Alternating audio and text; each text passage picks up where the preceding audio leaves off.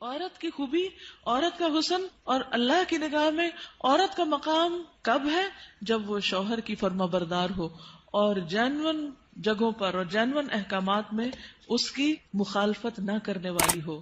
نبی صلی اللہ علیہ وسلم نے فرمایا، بہترین بیوی وہ ہے جس کی طرف تم دیکھو تو وہ تمہیں خوش کر دے، جب تم اسے کسی بات کا حکم دو تو بجا لائے، اور تمہاری عدم موجودگی میں تمہارے مال اور اپنی ذات کی حفاظت کرے۔ تو ہمیں ایسی بہترین عورت بن کے دکھانا ہے۔ رسول اللہ صلی اللہ علیہ وسلم نے فرمایا، اللہ تعالیٰ اس عورت کی طرف نظر رحمت سے نہیں دیکھتا جو خاوند کی شکر گزاری نہیں کرتی، حالانکہ وہ اس سے بے نیاز نہیں ہو سکتی، اس کے بغیر رہ بھی نہیں سکتی، لیکن جب وہ ہوتا ہے تو اس سے وہ صرف لڑائی کرتی رہتی اور گلے شکوے کرتی رہتی، کمپلینٹس، ہر چیز میں کمپلینٹس۔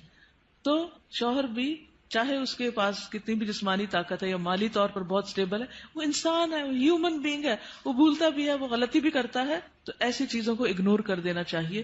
ہمیشہ گنتی کر کے رکھیں کہ اس کے احسانات کتنے ہیں اور اس کی غلطیاں کتنی ہیں، اگر وہ برابر ہوں تو بھی شکر گزار رہیں، اور اگر اس کی نیکیاں یا احسانات زیادہ ہوں اور غلطیاں کم ہوں تو غلطیوں کی بنا پر اس کی ناشکری نہیں کریں۔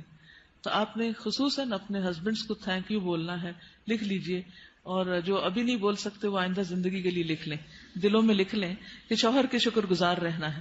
اور یہ شکر گزاری آپ کے اپنے اندر اور آپ کے گھر میں اور آپ کے تعلقات میں خوشگواری پیدا کر دے گی۔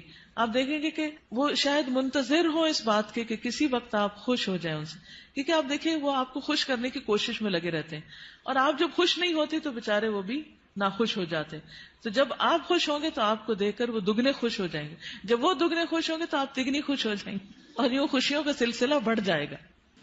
پھر اسی طرح عورت کے اوپر یہ بھی لازم ہے کہ وہ اس طریقے پر رہے کہ شوہر دیکھے تو خوش ہو جائے، یعنی بیوی کا حال حلیہ، اس کا اٹھنا بیٹھنا، بات کرنے کا انداز، معاملہ کرنے کا انداز، یہ شوہر کے لیے ایک اٹریکشن کا باعث ہو۔ یعنی اگر شوہر کو کسی خاص قسم کا لباس پسند ہے تو ایز لانگ ایز وہ شریعت کی حد کے اندر ہے تو عورت کو وہ پہننا چاہیے۔ اگر کہیں جانے کی بات ہے یا گھر کو کسی خاص انداز میں رکھنے، یا کوئی شادی شدہ زندگی میں بہت سارے معاملات باہم ایک دوسرے کے ساتھ مل کے کیے جا رہے ہوتے ہیں، تو ایسی تمام چیزوں میں شوہر کے ساتھ تعاون اور اس کی مدد اور اس کو خوش کرنا جو ہے وہ لازم ہے۔ یعنی اپنی شرم و حیا کی بھی حفاظت کرے، اور گھر اور جو بھی اس کے کسٹڈی میں شوہر کا مال یا راز یا کوئی بھی چیز ہے ان سب کی بھی حفاظت کرنے والی ہو۔ مال کی، گھر کی حفاظت، پیسے ضائع نہ کرے۔ یہ نہیں کہ شوہر کے گھر، شوہر کے مال اور شوہر کی تنخواہ اور شوہر کی پراپرٹی میں سے چھپ چھپا کے میکے والوں کو مت بھیجتی رہے۔ بہت سے فساد اس وجہ سے ہوتے ہیں کہ سسرال کو دینے کے لیے تو نمبر 2 مال ہوتا ہے، اور میکے کو بھجوانے کے لیے پسندیدہ چیز۔ قدرتی بات ہے کہ انسان کی جو اٹیچمنٹ ہوتی ہے وہ ماں باپ سے بہت زیادہ ہوتی ہے، ایک ایسی خیرخوائی ہوتی ہے جس میں دنیا کی کوئی دوسری چیز شریک ہی نہیں ہو سکتی۔ ظاہر ہے جنہوں نے جنم دیا، جنہوں نے پالا پوسا، ان کے ساتھ محبت اور خیرخوائی کیسے نہ ہو، وہ تو ہوگی، لیکن اس کی بھی حدود ہیں، وہ حد سے آگے نہیں بڑھنی چاہیے کہ شوہر کما کے لائے اور ہر وقت عورت شکوہ کرے، پورا ہی نہیں پڑتا، ہوتا ہی نہیں، ہے ہی نہیں، یہ بھی نہیں، وہ بھی نہیں، وہ بھی نہیں، اور پیسے بٹورتی چلی جائے اور ادھر سے چھپ چھپا کے دوسری طرف دیتی چلی جائے۔ نہیں، حتیٰ کہ فی سبیل اللہ بھی اگر عورت کو دینا ہے تو شوہر کی رضامندی ضروری ہے، یعنی شوہر کا مشورہ بھی ہونا چاہیے اس میں۔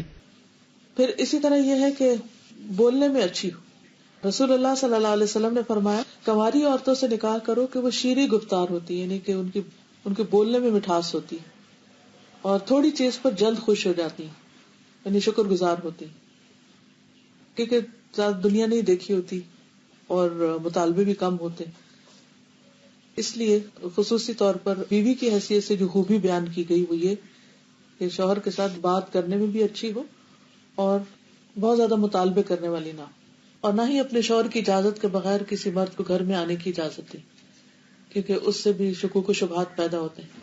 پھر اسی طرح شوہر کے مال میں سے اس کی مرضی کے بغیر تحفہ یا صدقہ نہ کرے، کیونکہ کمانے والا مرد ہے، یا تو عورت کا اپنا ذاتی مال، یعنی اگر پیرنٹ سے ملا ہے یا انہیرٹ کیا ہے یا وہ خود کماتی ہے تو اس میں تو اپنی مرضی سے جو بھی وہ کرنا چاہے، لیکن اگر شوہر کی طرف سے کچھ ملا ہوا ہے تو اس میں اس سے مشورہ کرنا اور اس کی اجازت لینا ضروری ہے۔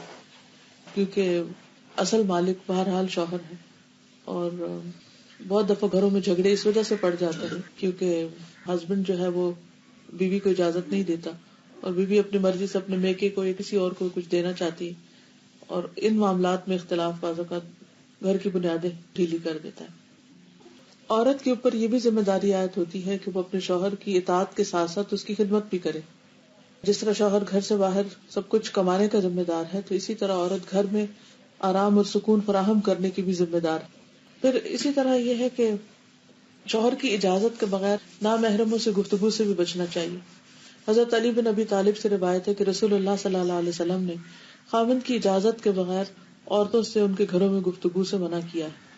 اگر شوہر کو یہ بات پسند نہیں کہ عورت کسی مرد سے بات کرے تو عورت کو نہیں کرنی چاہیے، کہ بعض اوقات انہی چیزوں سے پھر جھگڑے پیدا ہو جاتے۔ پھر اسی طرح یہ ہے کہ مشکل حالات میں شوہر کا ساتھ دے۔ پھر اسی طرح بد اخلاقی اور بد زبانی سے دور رہے۔ اب یہ جو بد زبانی ہے یہ عام طور پر بہت سے کام خراب کرتی ہے۔ انسان کی زبان ہی ہوتی ہے جو اس کو عزت دیتی ہے، اور زبان ہی ہوتی ہے جو اس کو ذلیل کر دیتی ہے۔ اگر ایک زبان انسان کنٹرول کر لے تو اللہ تعالیٰ اور بندوں دونوں کے سامنے انسان سرخرو ہو جاتا ہے۔ تو اس لیے انسان سوچ سمجھ کر بات کرے۔ پھر اسی طرح یہ ہے کہ بد دعائیں نہیں دینی چاہیے، نہ اپنے آپ کو، نہ بچوں کو، نہ شوہر کو، اور نہ کسی اور کو، کیونکہ اگر کوئی دوسرا بد دعا کا مستحق نہ ہوا تو وہ بد دعا واپس پلٹے گی، جس نے دی ہے اسی کو آ کے لگے گی۔ رسول اللہ صلی اللہ علیہ وسلم نے فرمایا بد دعا نہ دیا کرو، نہ اپنے اوپر، نہ اپنی اولاد پر، نہ خادموں پر، نہ مالوں پر۔ کہیں ایسا نہ ہو کہ وہ قبولیت کی گھڑی ہو کہ جس میں اللہ تعالیٰ سے مانگا جائے تو وہ دعا قبول ہو جائے اور پھر انسان خود ہی پچھتائے۔ لیکن ریلیشن شپ کے اندر کچھ چیزیں ایسی ہیں جن کا خیال رکھنا بہت ضروری ہے، اور ان چیزوں کو ضرور ذہن میں رکھنا چاہیے جو تعلقات کی خرابی کا باعث بنتے ہیں۔ ٹھیک ہے، کچھ چیزیں تو وقتی طور پہ انسان کی طبیعت مزاج کا حصہ ہوتی ہیں، کچھ بچپن کی دو مختلف گھرانوں سے اٹھان ہوتی ہے، اور پھر مرد اور عورت کا جو بایولوجیکل ڈفرینس ہے وہ بھی بیچ میں بہت اہم رول ادا کرتا ہے۔ لیکن ان سب چیزوں کے ساتھ ساتھ کچھ فیکٹرز کو سامنے رکھنا چاہیے۔ اس میں جو چیز عموماً خرابی کا باعث بنتی ہے وہ بدگمانی ہے۔ جب کسی پہ شک ہونے لگتا ہے تو وہ شک انسان کو ختم کر دیتا ہے، انسان کا چین لوٹ لیتا ہے۔ ہسبینڈ وائف کے درمیان محبت کو قائم رکھنے والی چیز اعتماد ہے۔ جب تک ایک دوسرے پر اعتماد اچھا ہوتا ہے تو خواہ ایک دوسرے سے دور بھی ہوں تو کچھ مشکل نہیں ہوتی، دونوں اپنی اپنی جگہ سیٹسفائیڈ ہوتے۔ لیکن قریب رہ کے بھی اگر بد اعتمادی کی فضا آ جائے، شک آ جائے تو خوشیاں ختم ہو جاتی ہیں۔ اس لیے حد الوسع یہ کوشش کرنی چاہیے کہ ان کاموں سے بچا جائے جو ایک دوسرے کو پسند نہیں۔ جو چیزیں ہسبینڈ کو پسند نہیں، بیوی کو ان سے بچنا چاہیے۔ اسی طرح بد اعتمادی، اعتماد کے ساتھ ساتھ تنگ نظری سے بچنا چاہیے، نیرو مائنڈڈ نہیں ہونا چاہیے، اور ایک دوسرے کے ساتھ ایک دوسرے کی چھوٹی چھوٹی بات کو مائنڈ نہیں کر لینا چاہیے، کیونکہ بعض اوقات جب شادی ہوتی ہے تو دونوں میں سے کسی ایک کی یا دونوں طرف کی پوزیسو ایٹیٹیوڈ جو ہوتا ہے کہ بس دوسرے شخص کا سب کچھ ہی میرا ہے، اور جب ہم دوسرے سے محبت کرتے ہیں یا محبت کا اظہار کرتے ہیں تو پھر ہم کیا چاہتے ہیں کہ یہ شخص بس اب کسی اور کی طرف توجہ نہ کرے۔ اگر شوہر ہے تو اگر وہ ماں سے بھی بات کرے گا تو بیوی کو کھلنے لگتا ہے کہ ماں کا سر ماتھا کیوں چوم رہا ہے۔ اگر بہن بھائیوں سے بھی بات کرتا ہے تو وہ بھی بعض اوقات برا لگنے لگتا ہے۔ یہ تنگ نظری نہیں ہونی چاہیے، دل کھلا ہونا چاہیے۔ جو محبت میں آپ کا حصہ ہے وہ آپ کا ہے، بیوی کی جگہ اور کوئی نہیں ہو سکتا۔ لیکن یہ بھی یاد رکھیے کہ جس ماں نے تکلیف اٹھا کے جنم دیا ہے اور سالوں سال دعائیں مانگ مانگ کے اس کو پالا ہے اور بڑا کیا ہے اور اس منزل تک پہنچایا ہے کہ جب وہ کامیابی کے ایک اعلیٰ منزل کو پہنچا تو اب آپ کے ساتھ اس کا ریلیشن شپ ہو رہا ہے، تو جس نے یہ ساری منزلیں طے کی ہیں اس کا حق اپنی جگہ ہے، اس حق کو کبھی فراموش نہیں کرنا چاہیے، بلکہ شوہر کی مدد کرنی چاہیے کہ وہ اپنی ماں کا خیال رکھ سکے اور اس کا ساتھ دینا چاہیے۔ اگر وہ کسی قسم کی کمی کوتاہی کر رہا ہے تو ایک اچھی بیوی کی خوبی یہ ہے کہ وہ اس کو توجہ دلائے کہ تمہاری ماں تمہارا انتظار کر رہی ہے۔ پھر کچھ اور چیزیں ہیں کہ جن کی وجہ سے تعلقات اچھے نہیں ہوتے، اور وہ ہیں ڈس فنکشنل کمیونیکیشن، اچھی کمیونیکیشن کا نہ ہونا. کامیاب شادی کے لیے ہسبینڈ وائف کی کمیونیکیشن کا اچھا ہونا بہت ضروری ہے. اور اگر ابھی تک ہم نے کمیونیکیشن کے گر یا سکلز نہیں سیکھے تو ہم میں سے ہر ایک کو سیکھنے چاہیے. کچھ انسان کے دل کی ضروریات ہوتی ہیں, یہاں ایمان ہونا چاہیے, اسپرچولیٹی ہونی چاہیے, کچھ اس کے پیٹ کی ضرورت ہے, اس کو کھانا کھانا ہے. تو آپ صرف شوہر سے کسی شیکسپیئر کے اوپر باتیں کر کر کے اس کو راضی نہیں کر سکتے کہ آپ نے بہت کچھ پڑھا ہوا تو آپ اس کو روز ایک نئی کہانی سنانے لگتے ہیں. اس سے وہ خوش نہیں ہوگا جب تک آپ کھانا اچھا نہیں دیں گے. اور پھر اسی طرح شادی کا اصل مقصد کیا؟ ہسبینڈ وائف کی سیکشل نیڈز بھی ہیں. اب اگر آپ کھانا بھی اچھا پکا رہے ہیں اور آپ باتیں بھی بہت اچھے کر رہے ہیں اور بڑے اسپرچل بھی ہیں, بڑے ایمان ہے آپ کے اندر, لیکن ہسبینڈ اگر آپ کو بلاتا ہے تو آپ موڈ آف کر لیتے ہیں اور اس کی ضرورت پوری نہیں کرتے, یا اس کے ساتھ محبت سے پیش نہیں آتی, یا اپنی محبت شو نہیں کرتے, تو بھی غلط بات ہے, ریلیجسلی بھی غلط بات ہے. تو یہ چیز بھی بعض اوقات جھگڑوں اور فساد کا باعث بنتی. ٹھیک ہے, انسان کے موڈ اپ اینڈ ڈاؤن ہوتا ہے, کبھی دل نہیں بھی چاہتا, لیکن اس وقت انسان یہی سوچے کہ اگر میرے اندر کسی چیز کی طلب ہو اور کوئی اور مجھے پریونٹ کر دے اس سے, تو پھر میرا کیا ہوگا؟ تو اس وقت مجھے اگر نہیں بھی ضرورت اور ہسبینڈ کی ایک ضرورت ہے تو دونوں کے درمیان جب ہی لگے گی نا, جب ایک دوسرے کی ضروریات کا خیال رکھیں گے. تو جب انسان کبھی اپنے من کو مار کے دوسرے کو خوش کر دیتا تو اللہ تعالیٰ اس کے عوض اس کو اس سے بڑی خوشی عطا کرتا ہے. ان چیزوں کا خیال رکھنا ضروری ہے. پھر اسی طرح یہ ہے کہ بے تکلف ہو لیکن شاؤٹ نہیں کریں ایک دوسرے پر.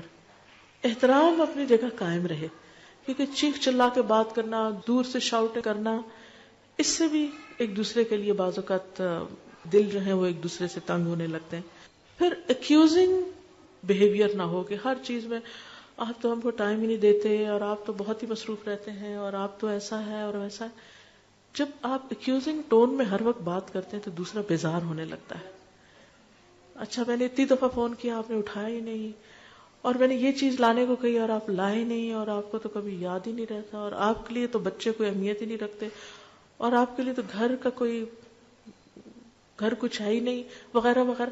اس طرح کی جو ایکیوز کرنے والی باتیں ہیں, اعتراض کی اور ہر وقت کمپلینٹس, ٹھیک ہے ان کا بھی زندگی میں ایک پارٹ ہوتا ہے, ہونی چاہیے کبھی, میں نہیں کہتی کہ وہ نہیں ہونی چاہیے, یہ بس تھوڑا حصہ. اگر آپ ایک گراف بنائیں نا تو اس میں اس کا ایک چھوٹا حصہ ہونا چاہیے اور دوسرے کو انڈرسٹینڈ کرنے کا ایک بڑا حصہ ہونا چاہیے.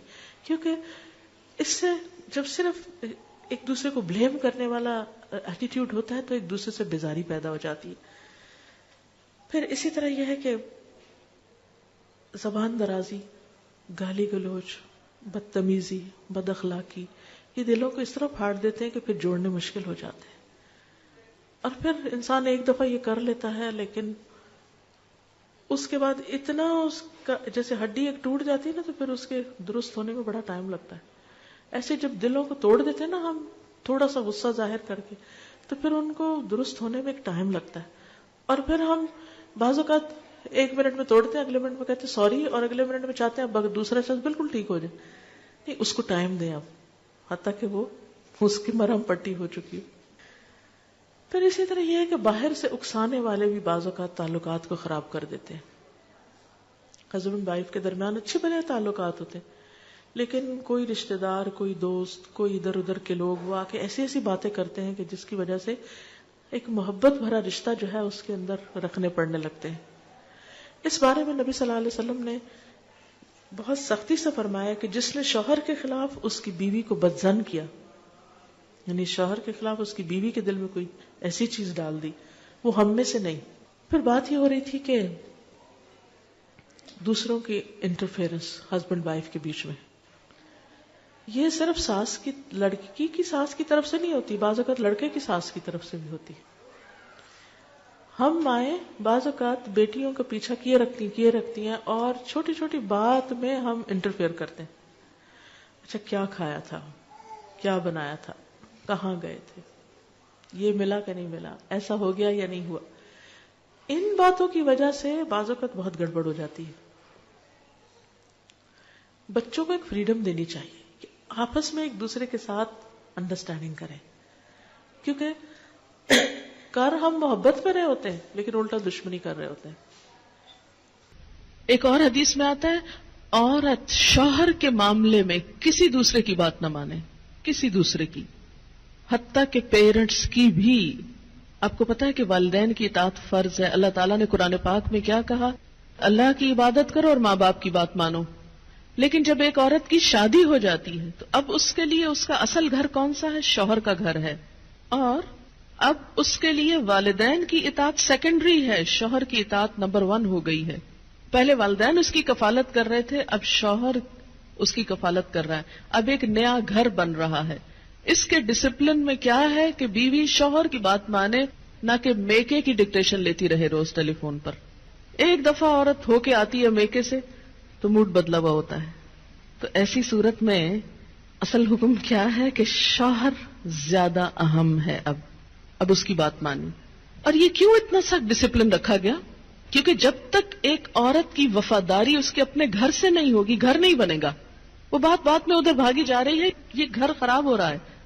اب اس کی اہمیت، اس کی زیادہ اہم ڈیوٹی کیا ہے کہ اب وہ نئے گھر کی تعمیر کرے. اس لیے کہ شوہر نے مہر بھی دیا ہے، گھر دیا ہے، سب ضروریات پوری کر رہا ہے. اب آئندہ اللہ تعالیٰ نے ایک نئی نسل لانی ہے، ان کی تربیت ہے، ان کا کام ہے، اتنی ذمہ داریاں آنے والی ہیں. اب چھوڑو دھیان پیچھے کا، اب آگے کا سوچو.